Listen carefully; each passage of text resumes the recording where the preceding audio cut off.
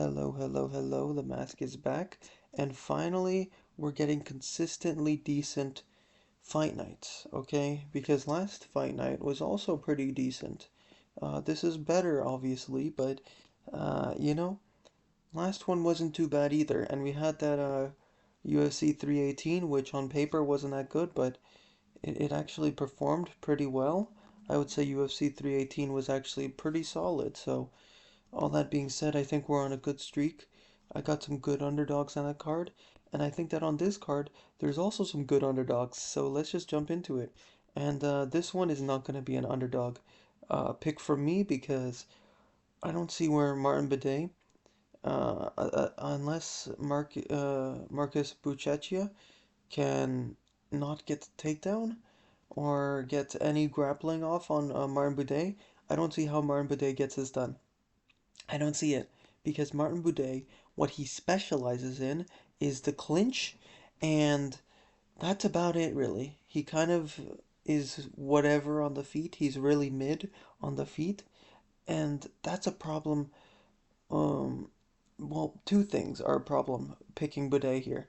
Martin Boudet, he does not have the striking to keep Marcus Buchecha worried about not having to shoot. And number two, Martin Boudet is going to entertain the grappling because of the fact that he does a lot of clinch work. And he's pretty good in the clinch, don't get me wrong. He does a lot of great stuff in there. But Marcus Buchecha, he's going to be able to take advantage of that, manipulate you into taking you down, and then controlling you. And then when you think you have a chance to get back up, oh no, you gave up your back? Oh, it's done. So, I mean, you look back at his it was a 14-3 guy. No, his last guy, yeah, Amir. If you look back at that fight, which I did, I mean, that rear naked choke was amazing. The fact that he got that takedown, it was like, I am a bit worried, okay, because he was not really entertaining the striking against Amir, but he was when he got the takedown. It was a beautiful takedown. It was a powerful takedown. You could see it, and it was an athletic takedown.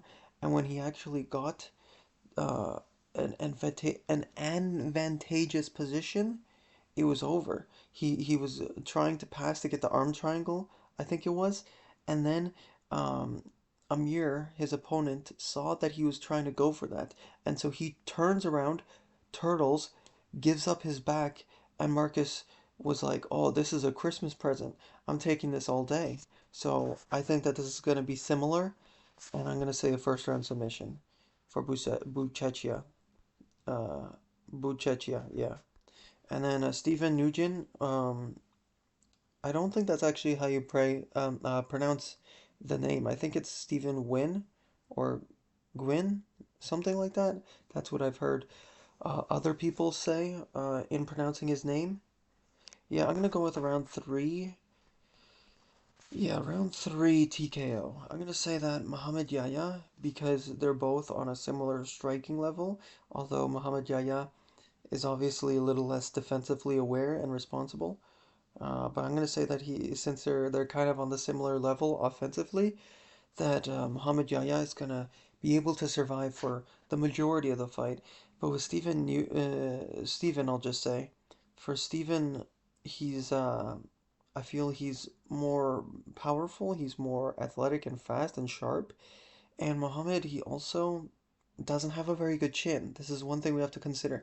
Now, I don't think that Stephen has a whole ton of power, but he has enough to put out Muhammad Yahya, or at least drop him and or wobble him, get him covering up on the fence, maybe a pity TKO up against the fence, something like that. We haven't seen those too much recently. And then Billy Alicana versus Ibo Aslan. I am going with a. Mm, I'm going with the second round submission for Billy Alicana. I'm going to say he entertains the striking way more than against a Bogdan Guskov.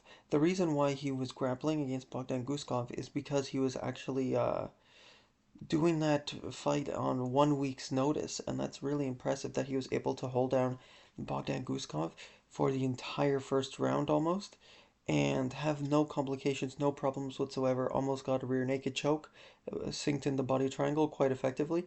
Unfortunately, because he didn't have a training camp, he wasn't really able to get the cardio needed to get the finish and to continue at that pace for the second round. But once that second round came as well, and even some parts in the first round early on, he was actually outstriking Bogdan Guskov until he got tired, until he gassed, and Bogdan landed a good shot. Then he covered up, and then he just let the submission come to Bogdan Guskov. So he actually landed a lot of good crosses, good jabs, good straight punches down the pipe. And I think that against a guy who swings a lot of overhands and sometimes hooks, which Ibo Aslan, actually rewatching his tape though, I will say he does have really accurate shots. Even though he has kind of loopy shots, they're pretty accurate and they usually find the target. Now, granted, this is against guys like Anton Turkalj or Turkali, however you pronounce it, who doesn't have a very high fight IQ. He was mostly striking with Ibo Aslan when he should have been shooting a lot more takedowns. He shot like 4 takedowns in a 3 round fight, in an almost full 3 round fight, and when he shot, he wasn't shooting low enough or fast enough, and he wasn't shooting the right takedowns at all. Um, Billy Alicana has fast takedowns. I saw his double leg against Bogdan Guskov, and that was amazing. I also watched one of his fights in the PFL, I think it was, and yeah, he has a really fast punches, and I think that that's really going to help him moving up in lightweight, light heavyweight. We all know about the lighter man's skills. So I think that he's gonna move up to light heavyweight, and I think he's gonna entertain the striking a bit, which is gonna be worrying because Ibo Aslan, he really has some decent power, and he throws with such ferocity and speed at times that it can be quite worrying. But I think that he's gonna be able to dodge most of it and survive. Because also Billy kind of looked bigger a little bit, so I think he should be, especially filling into this weight class, he should be able to eat more shots than previously. Tabitha Ricci, Amanda Ribas. I'm going with Amanda Ribas. I could totally see Tabitha Ricci stealing this with just clinch control, maybe a few takedowns, but for the most part, Tabitha Ricci just has a clinch game, and that's almost it. She has a few winging punches that she can land on the feet and a few kicks, but that's about it. Amanda Ribas is much more technical in the striking department. Only thing is, she is oftentimes overpowered by these uh, what's the word I'm looking for? By these more physically imposing women's MMA fighters. You look at Macy Barber and what's her name? I'm just gonna check. Mackenzie Dern. I was thinking Miranda Maverick for some reason. No, Mackenzie Dern. These girls were using their physicality to their advantage in these fights. Now, these are different ways that they did it. Obviously, Mackenzie Dern was using her grappling much more than a Macy Barber was to effectively uh, use their size against Amanda Ribas. But Tabitha Ricci is small. She definitely has a good physique, but I don't know if that's uh, she's small in height and stature and reach, so I don't know if that's gonna help too much. I don't know if the physique is what translates to a strong female fighter, to an uh, a a really physically imposing grappler. I don't think so. We look at the Tisha Pennington fight. That was in my opinion, that was a robbery, and she was basically against a smaller fighter in Tisha Pennington, not able to actually score any real takedowns, and she was just kind of stalling up against the fence, which is why she got that. I think Amanda Ribas is going to be able to circle enough, score enough points for 2 of the rounds at least, and I think it's going to be a boring 29-28. She's just going to outdo her with kicks and some straight punches, maybe a few looping ones, maybe a few overhands and hooks. Damone Blackshear and Davy Grant. I'm picking a lot of underdogs. Just you wait and see. I mean, I already picked Billy Alicana, but I'm not stopping there. I'm picking Dangerous Davy Grant to win by decision. I could see a submission here. The thing is, they're both really good on the ground, so I think that it kind of negates most of their submission attacks from either man. And I think, honestly, the what surprised me here is David Grant actually looked taller in the weigh-ins. So I think this height, 5'10", for Damon Blackshear is actually not fully accurate. Either that or Davy Grant's actually 5'10", but I think it's somewhere in the middle. Maybe they're both 5'9", maybe Damon's 5'8". Either way, Davy Grant, he has a really good fast twitch, awkward striking, and yes, he's super old, but against Ramon Tavares, he really schooled that guy, and I was kind of impressed with Ramon Tavares in his previous fights. I thought that he was a pretty skilled, decent technical kickboxer. And he was pretty well rounded, but Davy Grant just kind of schooled him. And you look at his losses, and they're not even really losses. I mean, they're really close, competitive split decisions for the most part. And he does have an incredible submission game, like that inverted triangle against Rafael Assunção. Damon Blackshear scored a twister in one of his fights as well. So don't get me wrong, they're both really good on the ground. Damon Blackshear is certainly the more, I would say.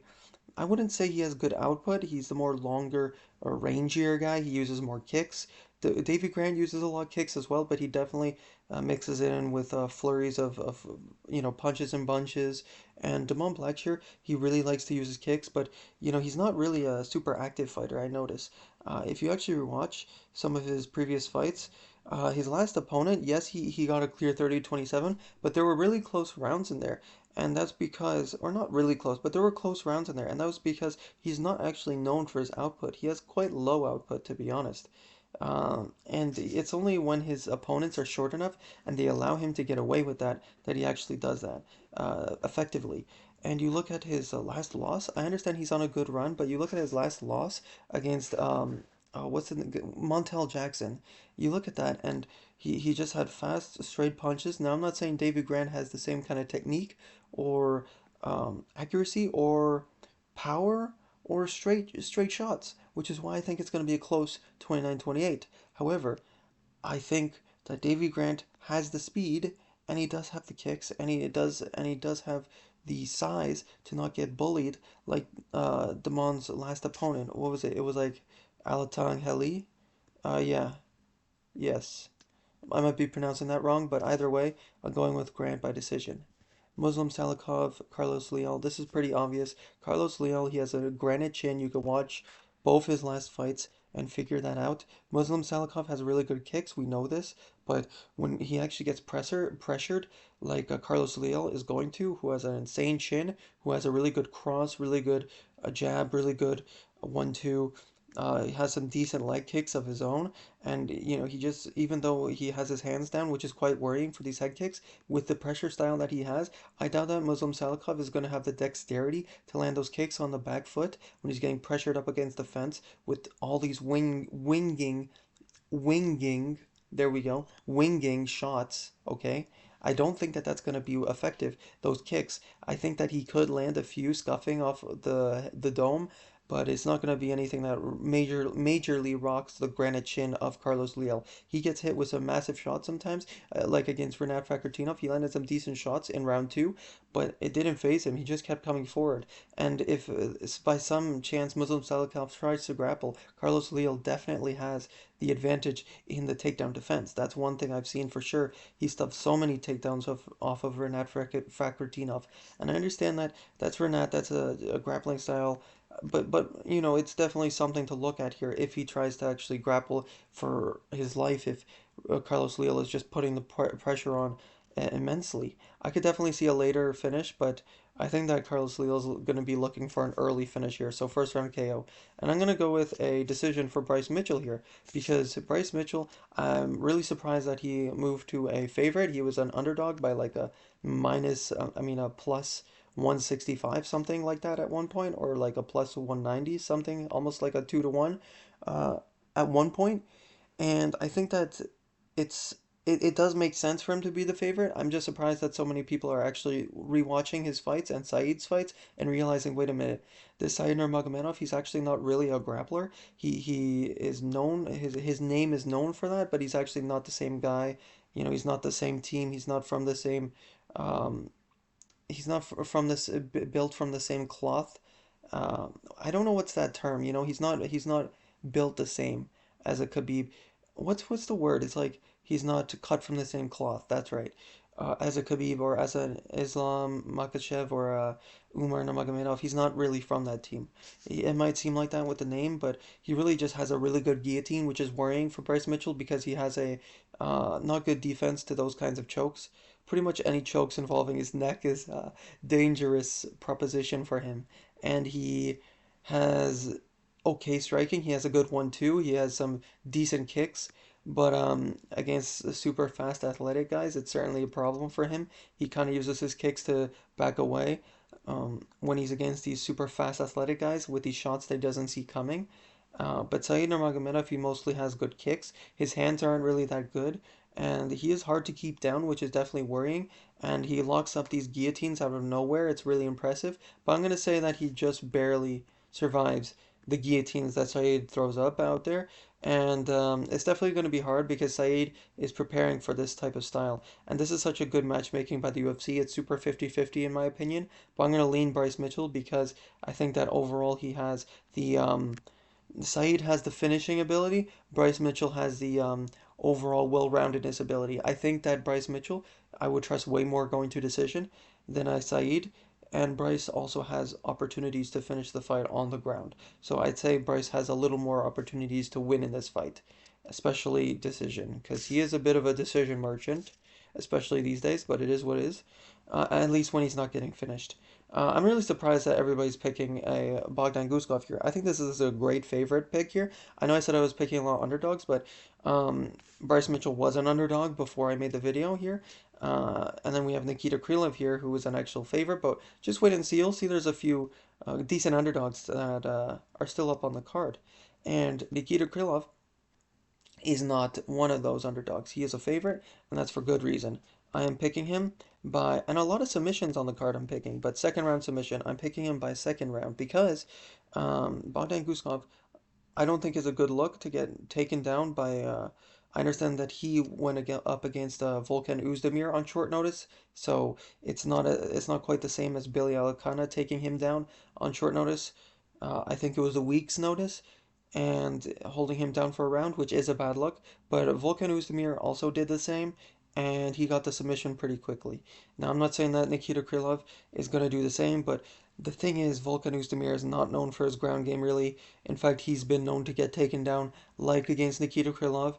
And yes, Nikita Krylov blitzes forward, and that's dangerous against a decent counterpuncher like Bogdan Gushkov. But Bogdan Gushkov, he was able to get tagged a lot by Billy Alakana because Billy Alakana used straight punches, and Bogdan Guskov keeps his hands low. So he wasn't able to, he's a much better, more polished striker than a Ryan Spann, which is why Billy Alakana, when things were on the feet, and when he wasn't actually hurt and gassed, he was actually able to land many straight punches, many crosses down the pipe, many jabs, many 1-2s. Not many, but they were there. They were available for him. I wouldn't say many, but they were the most successful shots he had. It was the straight punches. And Nikita Krylov, even though yes, it's worrying when he blitzes, he against Dominic Reyes, pardon me, he was going up against a much better counterpuncher, in my opinion. Maybe not much better, but it's clear that to me, at least, we're watching tape about Dominic Reyes and Bogdan Gushkov. Bogdan's good, but he's not the same counterpuncher. He's not got that fast twitch as well. And Dominic Reyes really he shines against these guys who move in linearly against them. He finds the counterpunches, and he found the same against the Dustin Jacoby. Dustin Jacoby is a great kickboxer, and he was able to find those shots like counter right hook, I think, or right straight. And then Nikita Krylov, on the other hand, he I don't think that the blitz is he's definitely gonna do that. He always does that. People are like, oh, why'd he do that? I can't pick him anymore because he did that. He always does that in his fights. It's just that he didn't go up against guys who are able to capitalize on his mistakes like a Dominic Reyes. And I think that this guy in Bogdan Guskov, although I've believed in him for all his UFC career, similarly to a Vinicius Oliveira here, I think that the um found his match in the rankings. Although I was wrong on that Vinicius Oliveira pick against Kyler Phillips, but I digress.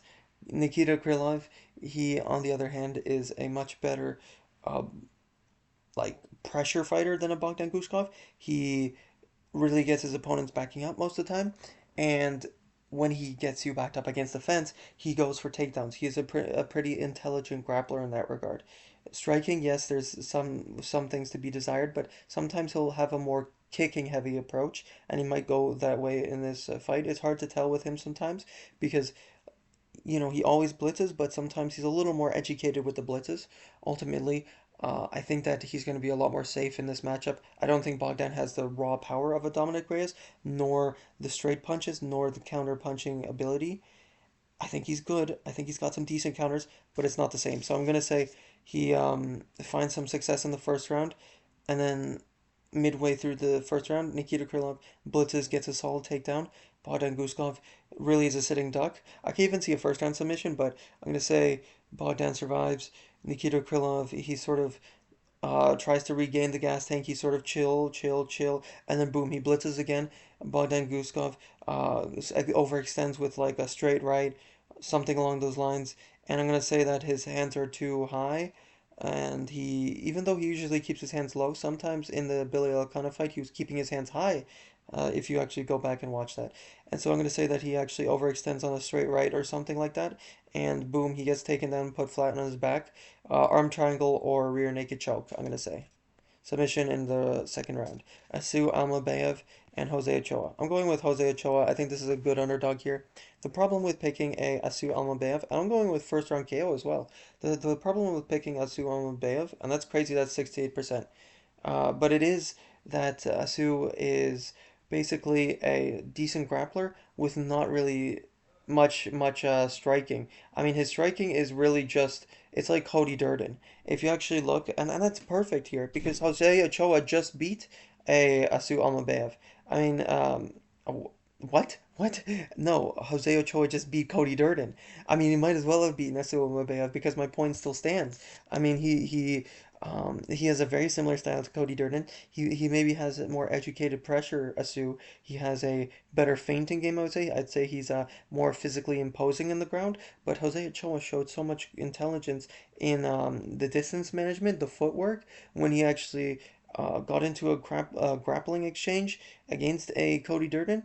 He had the wherewithal about the awareness, I should say, to push away in all the right ways. I don't specifically remember the exact moves that he did, but he separated the hands really well. I remember that, and he pushed away at the hands. He pushed off of the head.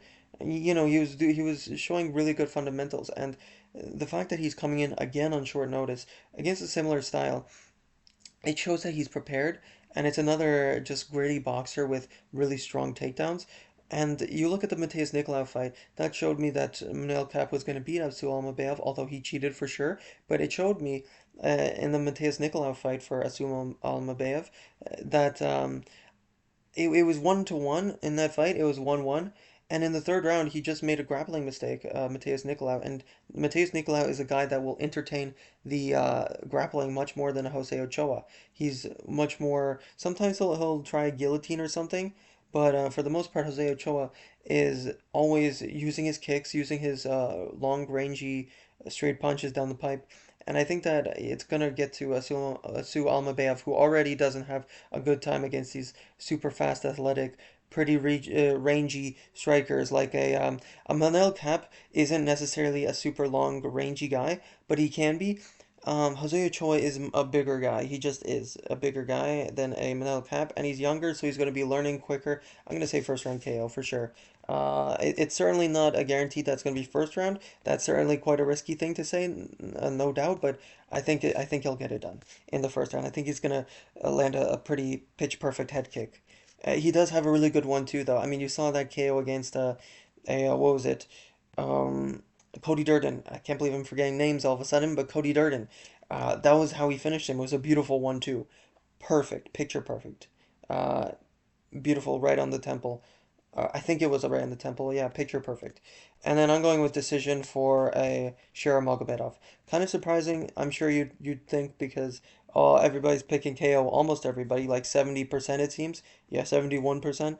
But I think Marc-Andre Barriault is actually really critically underrated here. I think the only times that he's gotten KO'd really, Joe Pyfer has insane power, and it was a brawl against what's the Dustin Stoltzfus. And these guys are not the same kind of striker as Sharamagomedov. Stylistically, this is a much tougher fight for a Sharamagomedov than a um, then I like what's Andre or Armin Petrosian, I would say, because Marc-Andre Barriault, although that was a competitive fight, I'll be honest, I actually picked a Armin Petrosian, but you know, he's too simple in the kickboxing. Marc-Andre Barriault, on the other hand, he's actually much more willing to stall you out on the cage. He has some decent boxing fundamentals. I mean, he's okay in the boxing. He's nothing special. He's nothing spectacular.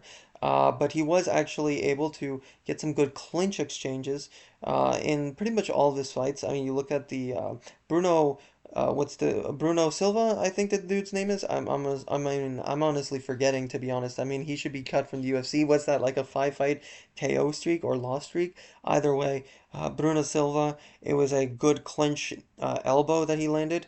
Yeah, I mean, he has really good lethal clinch exchanges, and I think that's gonna definitely wear on Shera Magomedov. I think ultimately Shera will probably win round 1 and 3 because his corner, Marc Andre's corner, is probably going to tell him, okay, you got to actually push, you got to put the pressure on now, and he's going to listen. But I think he's going to eventually those kicks are going to add up from Shera Magomedov. He has really good kicks, although it doesn't seem like he has a lot of pop on them. He definitely throws a ton of them with a lot of volume, and he does have some really good straight shots. He's super fast, not quite as fast as a MVP, but he definitely showed some levels against these other more plotty guys like a Marc-Andre Barriault, for example. I mean, not saying that he fought Marc-Andre, but you know these guys that are similar to Marc-Andre, like a Mikhail Olszewczuk and a what's the Brazilian guy? I actually don't even remember. Antonio Trocali. You know, these guys that are plotty, they're similar to Marc-Andre Barriault. Only thing is they definitely don't have the lethal clinch game that a Marc-Andre Barriault does. Otherwise, he's just kind of okay everywhere else. He just kind of has average kicks, average jab. It's kind of mid, honestly. It's kind of meh. The jab is whatever, but he has some okay hooks. You know, he's just going to be pieced up on the feet if he's not pushing on the clinch. And I think he has the chin enough to just kind of pressure up against the fence and win one of the rounds and make it kind of competitive and close. So I'm going to say 29-28 for Magomedov.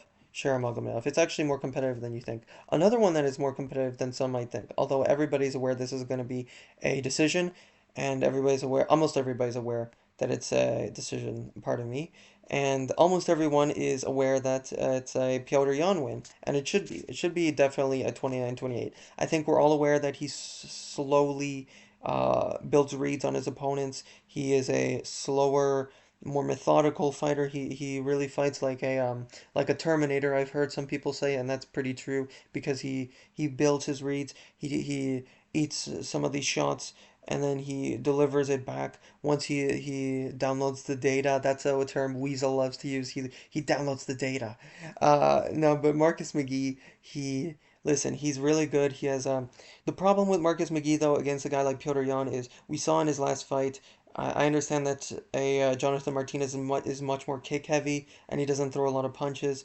But we saw that he has a really high and tight guard, and we know that Piotr Jan has a very high and tight guard. He might against Davidson Figueiredo, he was using the lead hand and just keeping the backhand tucked to his chin, but he was using the lead hand much more to measure the distance.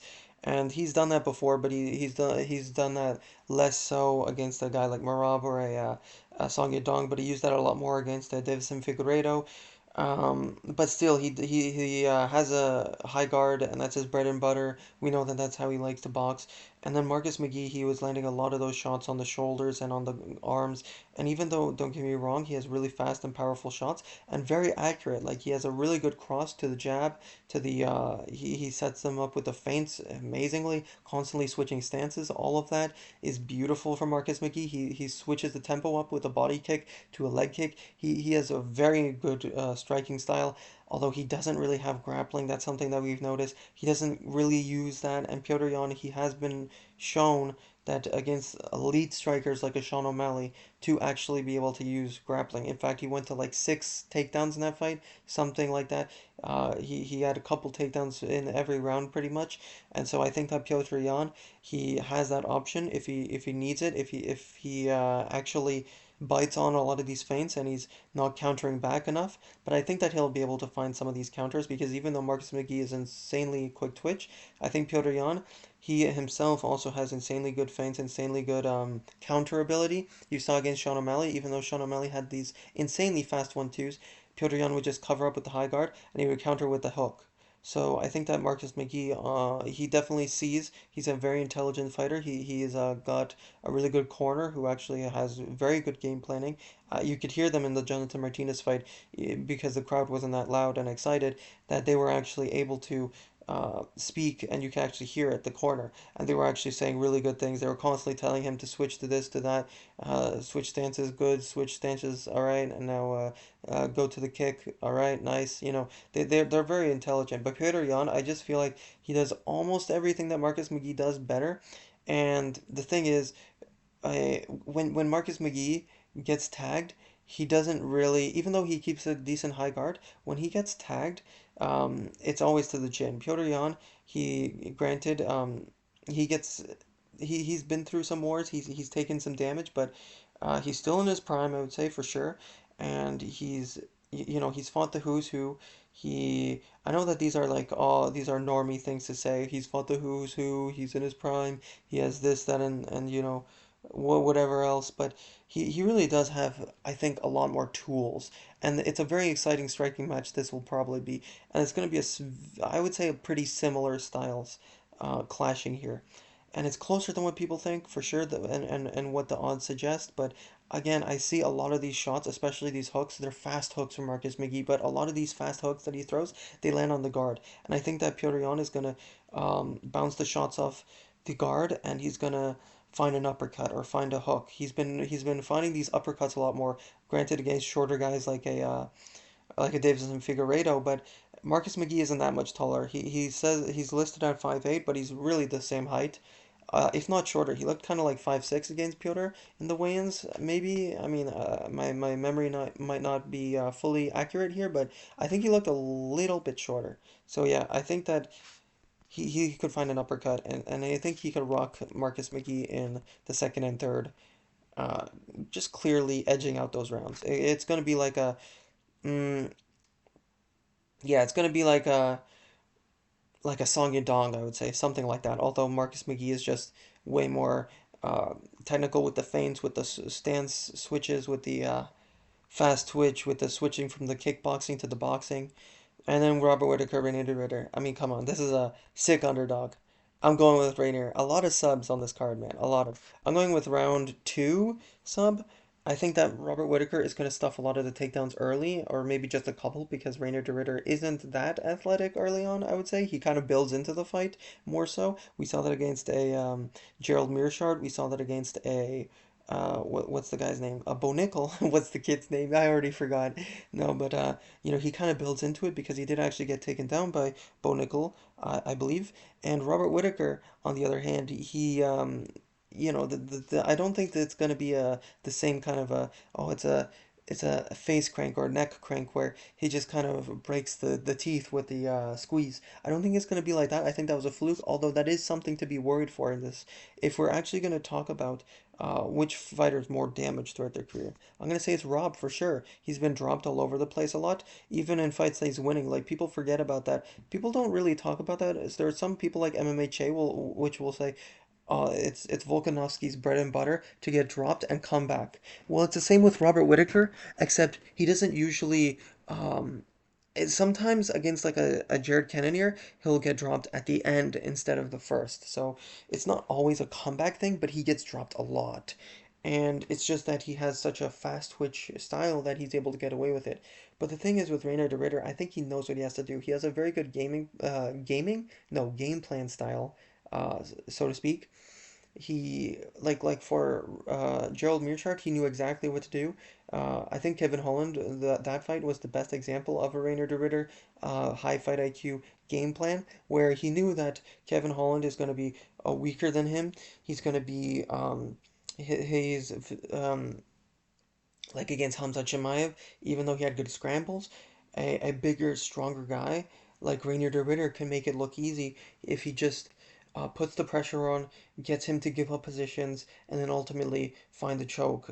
In the first round, he did, and you know he knew that he had to put on the pressure early against the Kevin Holland, otherwise he's gonna find his rhythm.